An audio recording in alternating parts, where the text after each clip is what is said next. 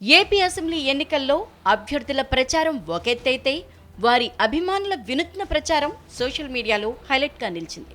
ముఖ్యంగా పవన్ కళ్యాణ్ అభిమానులు పిఠాపురం ఎమ్మెల్యే గారి తాలూకా అంటూ సార్వత్రిక ఎన్నికలకు ముందు బైక్ల నెంబర్ ప్లేట్లపై రాసుకోవటం వైరల్గా మారింది. పవన్ కళ్యాణ్ ఈసారి ఎలాగైనా గెలుస్తారని ఫిక్స్ అయిపోయిన జన సైనికులు పోటీపడి మరీ తమ బైక్ నెంబర్ ప్లేట్లపై పిఠాపురం ఎమ్మెల్యే గారి తాలూకా అని రాయించుకుని తిరిగారు.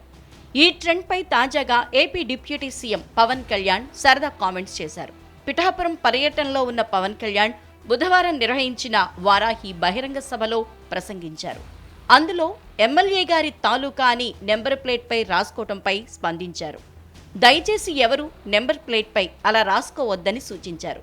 పిఠాపురం ఎమ్మెల్యే తాలూకా అని చెప్పి చెడ్డ పేరు తీసుకురాకండి అని కోరారు. వాహనానికి ఒరిజినల్ నెంబర్ ప్లేట్ లేకుండా తిరిగితే పోలీసులు పట్టుకుంటారని, అప్పుడు ఎమ్మెల్యే గారి తాలూకా అని చెబితే వారు నన్ను తిడతారంటూ సరదాగా వ్యాఖ్యానించారు. అందరూ చట్టాలు పాటించాలని హితవు పలికారు. యువత రోడ్డుపై వేగంగా బైకులు నడపవద్దని, ఒకవేళ ఎవరైనా రేసులు పెట్టుకోవాలని ఉంటే తన 2 ఎకరాల స్థలాన్ని వినియోగించుకోవచ్చని పవన్ కళ్యాణ్ సరదాగా సూచించారు. తన 2 ఎకరాల పొలంలో మడ్ రేస్ పెడతానని, అక్కడికొచ్చి రైడ్ చేసుకోండి అని సలహా ఇచ్చారు.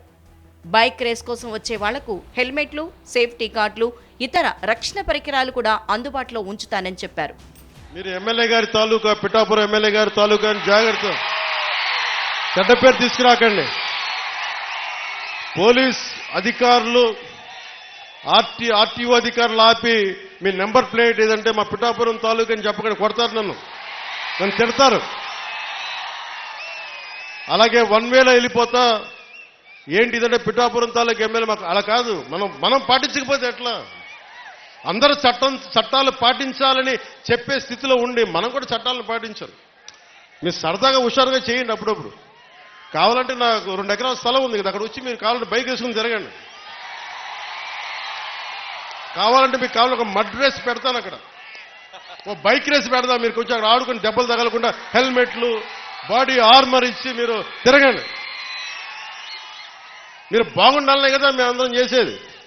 సో మీరు ఆరోగ్యంగా ఆయురారోగ్యాలతో ఉండాలి.